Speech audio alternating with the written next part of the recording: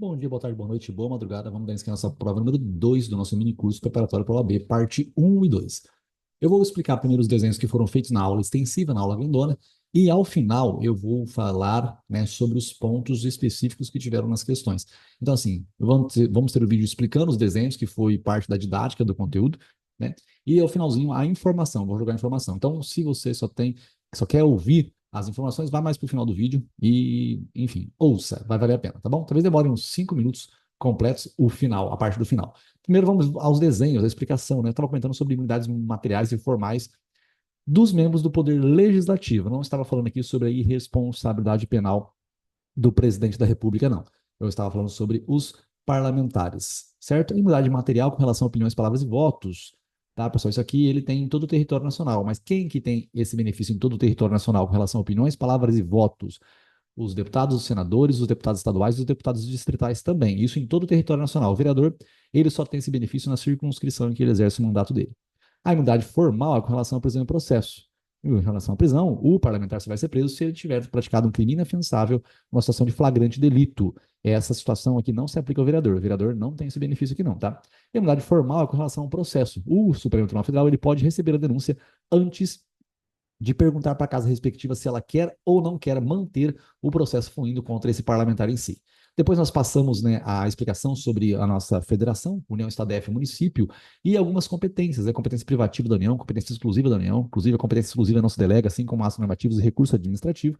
Tratamos aqui então dessa logística da competência privativa, competência concorrente, competência comum, e na competência privativa nós falamos de algumas coisas interessantes, sobre, por exemplo, as bases da educação nacional infantil. Essa é a lógica, as bases da educação nacional infantil.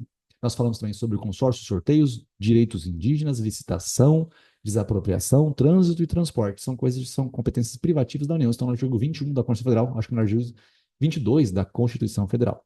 Certo? E aí, isso pode ser delegado para os estados por meio de lei complementar. No seu post-it aí tem o IGCIR, tem a aposentadoria compulsória aos 75 anos de idade, deve ter também a área de atuação de uma fundação pública e agora também a competência privativa da União também é feita por meio de lei complementar, correto? Depois aqui um exemplo, né, sobre a competência concorrente, União, Estado e DF, né, eles podem legislar sobre a pesca, fauna, flora e o meio ambiente.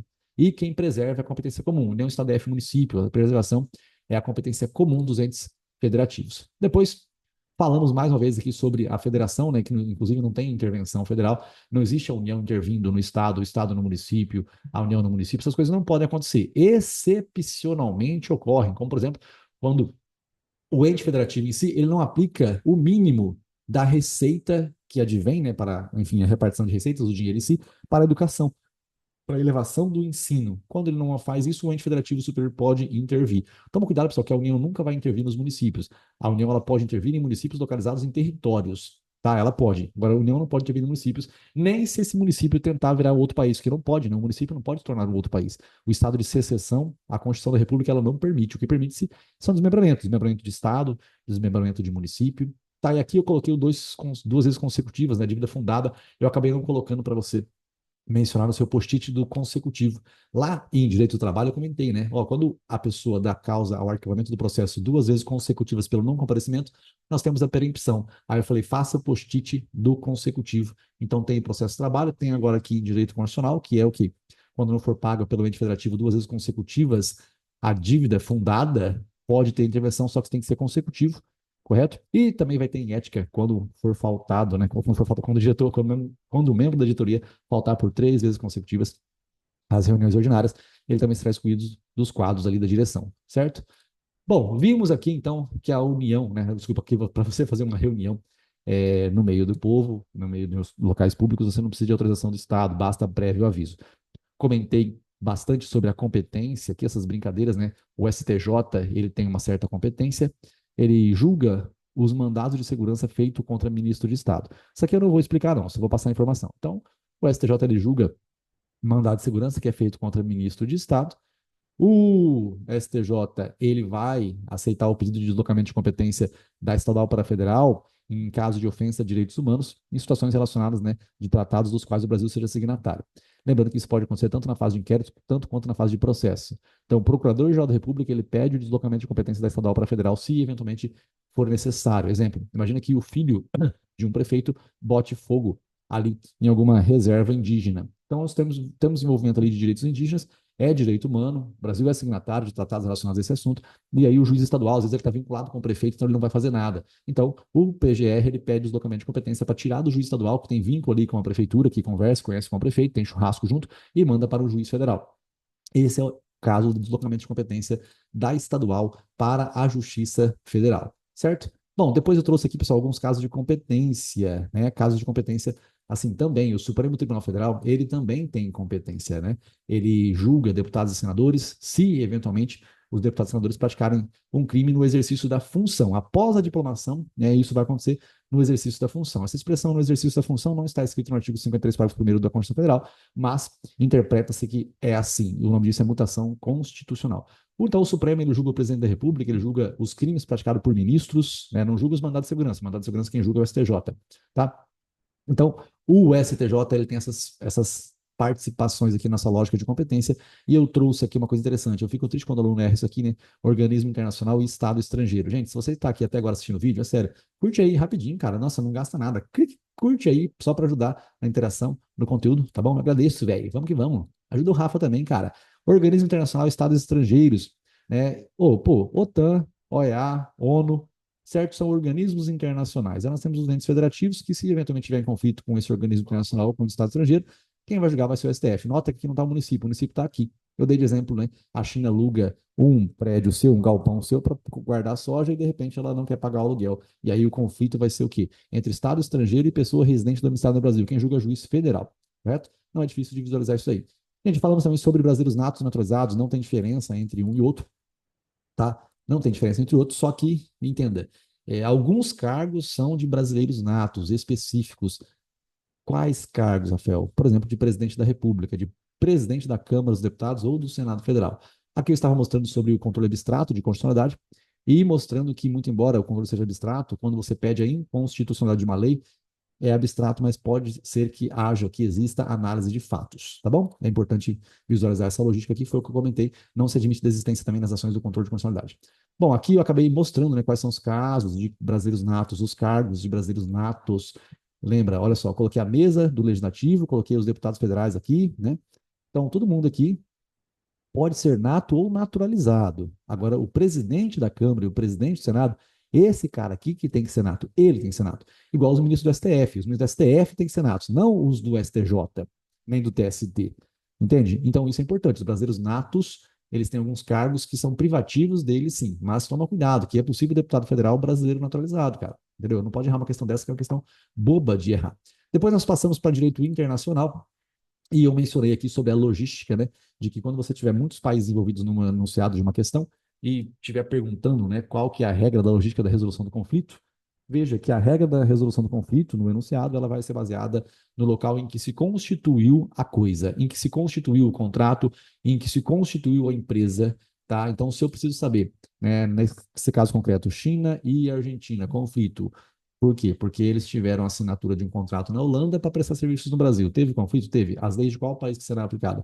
As leis da Holanda, porque foi lá que se constituiu o contrato em si. Importante também saber, pessoal, que é, isso também acontece com o testamento, tá? O testamento também. A pessoa, ela fez o testamento em tal país, então é dali que serão as regras que serão aplicadas. Nós falamos também sobre imunidades do Estado acreditante e Estado acreditado, a logística do diplomata. O diplomata trabalha na embaixada, o cônsul trabalha no consulado. O consulado ele trabalha com coisas administrativas, a embaixada com questões políticas. Tá? Se um diplomata estiver aqui no Brasil, né, o acreditante é quem enviou, o acreditado é quem recebeu. Se o diplomata estiver aqui no Brasil, ele vai ter algumas imunidades e não será julgado aqui dentro do Brasil, a não ser que o país dele renuncie. Não é ele que renuncia, tá? É o país que tem que renunciar. A família também tem imunidades. Lembra, o diplomata é como se ele fosse uma pessoa intocada, porque ele representa o país. Então, os países são soberanos, nenhum país é submisso a nenhum outro país. A República de Tuvalu, ela não é menor nem mais fraca do que os Estados Unidos da América.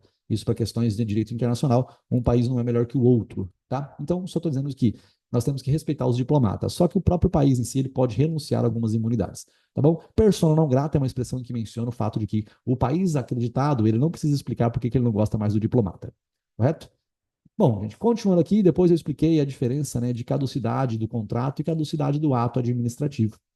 A caducidade do contrato é o fim de um contrato, porque o prestador de serviço público ele está com culpa na prestação desse serviço e vai ter extinção pela caducidade.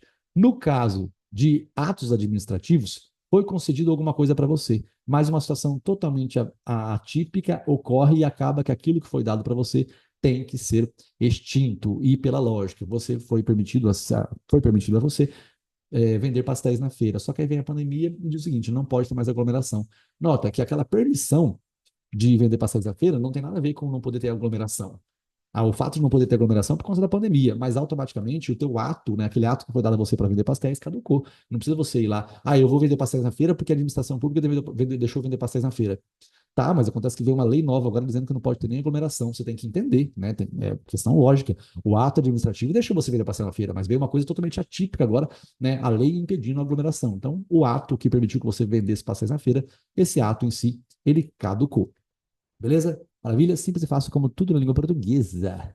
Gente, falamos também a respeito, né, de algumas expressões tais como reintegração e recondução, certo? Aqui é importante você frisar o fato de que existe uma grande diferença entre quando você é absolvido no crime por falta de provas e também quando você é absolvido no crime por inexistência do fato e negativo de autoria. Isso aqui eu não vou explicar não, mas você tem que ver que existe uma diferença. Então, tem três casos que você terá direito de ser reintegrado na administração pública. Quando houver um PAD ilegal e quando você for absolvido no juízo criminal por inexistência do fato ou por negativa de autoria. Quando você é reintegrado, a pessoa que estava no seu cargo ela será reconduzida ao anterior.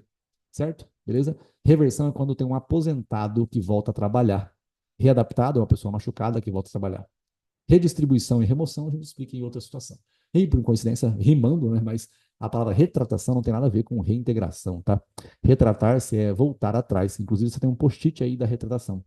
No post-it da retratação, né, você deve ter aí agravo à execução do processo penal, recurso em sentido estrito e carta testemunhável. No processo de trabalho, agravo de instrumento. No processo de apelação, quando o juiz ele indefere a inicial ou quando ele dá a improcedência liminar do pedido. Aqui é quando você perde administrativamente num recurso, no máximo 3 instâncias, e aí você recorre para quem? Para a pessoa superior que deu a decisão? Não, para a própria pessoa que deu a decisão, porque ela pode voltar atrás, ela pode se retratar. Se ela não se retratar, aí ela encaminha para o superior dela. Sindicância não é um procedimento prévio ao PAD, tá? Existem sindicâncias, existem os procedimentos administrativos, tá? São essas variações que existem aqui. Bom, seja como for, tenha fé, porque até no lixo nasce flor. E olha só, comentamos também sobre a Declaração Universal dos Direitos Humanos e a divisão em dois pactos, né? Pacto Internacional de Direitos Civis e Políticos e o Pacto Internacional de Direitos Econômicos, Sociais e Culturais. De um lado, nós temos interesses mais de liberdade no relacionado ao capitalismo, como o direito de herança, como o direito de propriedade, o direito de votar e de ser votado, né? Você tem direito de escolher.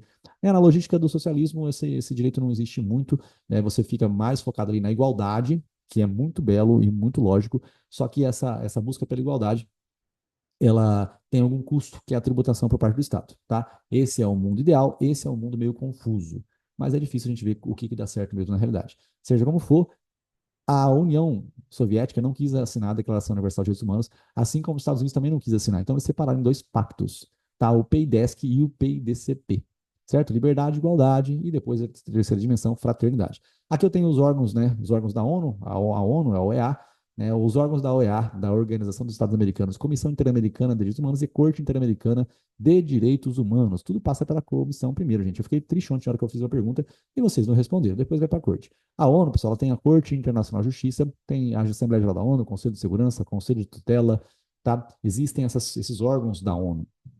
E os órgãos da ONU que pedem pareceres à Corte Internacional de Justiça são a Assembleia Geral da ONU e o Conselho de Segurança. Tem o secretariado também, mas ele não pede aqui esse parecer. Bom, depois, olha só quanta coisa, cara. Quanta coisa. Você tá até aqui até agora? A gente, pô, curte aí, meu, uma curtidinhazinha de nada, não vai arrancar um pedaço teu, não, velho. Só dá um help aí pra nós, carinha. Vai, vamos lá. Bom, aqui, gente, administração pública, prestando serviço público e atividade econômica. Quando a administração pública presta serviço público, toda ela presta. Quando ela presta atividade econômica, somente as estatais prestam. Mas nota que as estatais também prestam serviço público. Cuidado com essa interpretação aqui. Caducidade do ato e do contrato, né? Mencionei sobre essa importância lógica. O que é ato administrativo? O ato administrativo, ele não é o contrato, o ato é aquilo que é feito para uma pessoa que tem competência, buscando a finalidade da lei, que é o bem comum, por meio de uma forma, olhando para o motivo e depois agindo, que é o verbo, o objeto, multar, demolir e tudo mais. Esse aqui estava, na verdade, um tópico anterior que eu acabei não comentando, né? Mas agora, vamos lá, também temos os casos de invasão da propriedade, mas por parte do poder público. Nós temos direito de extensão, temos a desapropriação por zona também, mas o que eu gostaria que você entendesse é que existe uma lógica, pessoal, na desapropriação, que é a fase da declaração e a fase da execução. É importante essa diferenciação. Por que é importante essa diferenciação? É importante essa diferenciação por conta de que você tem que crescer nos nossos argumentos aqui e a gente vai aprendendo. Dia de extensão é uma coisa simples aqui. O Estado pegou 97 alqueires seu, não 3. Mas aqui você vai fazer com 3. Então você tem direito de extensão. Da apropriação por zona, ele precisa só de um alqueire, mas ele acaba pegando os ao redor. Por quê? Porque eventualmente pode ser que a obra se aumente, né? Pode ser que tenha necessidade de aumentar o tamanho e ele não tem que declarar novamente. Então ele declara uma vez só para pegar tudo. Depois eu mostrei sobre os impostos, né? A tributação em si, o IPVA, o ICMS, isso aqui tudo não pode diferenciar a origem, né? De onde vem o produto, o serviço, e sim a função daquele em si. Então, não existe diferença do IPVA para carros nacionais e carros estrangeiros. O valor do IPVA tem que ser igual para ambos. Agora, com relação à utilização do bem em si, tá? Com relação à sua função, se vai ser táxi, se vai ser a Flex, Diesel, Uber, aí eu posso variar o valor do IPVA com relação à utilização, com relação à sua função em si. Beleza? Maravilha, simples e fácil, como língua portuguesa. Ah, e aqui acabou que os desenhos, eles acabaram, né? Mas, então, já que acabaram, como eu disse, eu vou falar, né, as informações do conteúdo da prova número 2, pessoal. O conteúdo da prova número 2, aí vai ficar bem rápido as informações aqui, tá? Tivemos o quê? Tivemos a logística da sucessão tributária. O que é isso aqui? Quando você adquire um imóvel, você tem que pagar a tributação que está em atraso, mas você não precisa pagar aquilo que a vizinhança não pagaria. Se você comprar uma casa que era um local em que vendia comida japonesa, você não vai pagar a taxa de vigilância sanitária, correto? Temos também o princípio do pecúnia não olé. O que é isso? O objeto da tributação que não pode ser extensão de ato ilícito. Eu quero dizer que é possível você cobrar tributação, imposto de renda de quem vende órgãos humanos? Sim, por quê? Porque oferir renda é um fato gerador objetivo de pagar imposto de renda, não importa de onde veio essa renda. E aí, se você paga o imposto de renda, você declara de onde vem o dinheiro. Então, fica mais difícil de você cometer crimes. Agora, se você vendeu vários órgãos lá e você tem 700, 800 mil reais, você não pode comprar um carro de luxo ou uma casa de luxo. Por quê? Porque você não declarou esse dinheiro. Então, da onde que veio essa compra? Da onde que veio isso? Então, é uma forma do Estado fiscalizar. Você tem que declarar tudo o que você ganha, tá bom? E o dinheiro não tem cheiro, certo? Ganhar dinheiro é oferir renda, pratica o ato em si, vai ter que pagar tributação. IPVA, pessoal, competência dos estados e do Distrito Federal, não é competência dos municípios, lembrando que o Distrito Federal tem competência mista entre estados e município. A alíquota ela se altera, né, reiterando aqui, em relação à função do objeto em si, e não com relação à procedência ou destino. 50% fica no município no qual o carro está licenciado, 50% fica no estado. A União é um ente federativo diferente do Estado, então ela não pode instituir isenção de tributos de competência dos demais entes federativos. Isso seria a isenção heterônoma, isso não pode ocorrer. Tá? A União não pode criar isenção do pagamento do IPTU. Se você está assistindo até agora, pessoal, deixa a curtida aí, pô, vamos lá. E o princípio da irretroatividade tributária foi criado hoje, em 2024, uma contribuição sobre a utilização da internet acima de 10 horas. Pô, na época da pandemia você fez isso. Se foi criado isso hoje, você não tem que pagar tributação relacionada a isso de 3 anos atrás. É vedado estabelecer diferença tributária de qualquer natureza em razão do destino ou de sua procedência, né? Como eu disse, o ICMS ou o IPVA. Tá? Outra coisa importante, comentamos também sobre o princípio, né, da noventena e da anualidade, Pacto Federativo. O que mais que tem aqui? Bom, é isso aqui tudo que foi comentado. Só se você fizer a prova aí e eventualmente na prova tiver alguma coisinha que você não compreendeu, não deixa de perguntar para mim, tá? A parte de ética, os assuntos foram os seguintes. Advogado já constituído no processo, não pode ter você como furar o zóio do advogado que já existe. Último ato extrajudicial, o militar ele não pode estagiar, ele não pode advogar. Infração ético-disciplinar, indicação de parente não é captação. É natural que as pessoas que conhecem você te indiquem para os casos em si. Tá? Competência do conselho seccional. O Conselho Seccional, ele não é o legitimado ativo para a propositura do controle de constitucionalidade lá no STF, mas ele pode ser do Estado, lembra? As constituições estaduais, elas não estão submissas à Constituição Federal, elas têm que respeitar alguns padrões. Ela pode fazer as regras que ela bem entende, inclusive alterar o rol de legitimados para cuidar do controle de constitucionalidade estadual. Correto? O desagravo, ele não depende do ofendido. Então, um advogado que foi ofendido nacionalmente, ele pode ser desagravado, tá? E isso não depende da anuência dele. É bem interessante isso daqui. A gente foca por fé, fala depois de muito estudo. Beijo do Magro, espero que eu tenha acrescentado valor aí. para você, mas lembre-se, né, a leitura do conteúdo também é muito importante. Se você não compreende, pergunta para mim. Foco, força e fé. Vamos que vamos. Pô, curte aí, né, meu?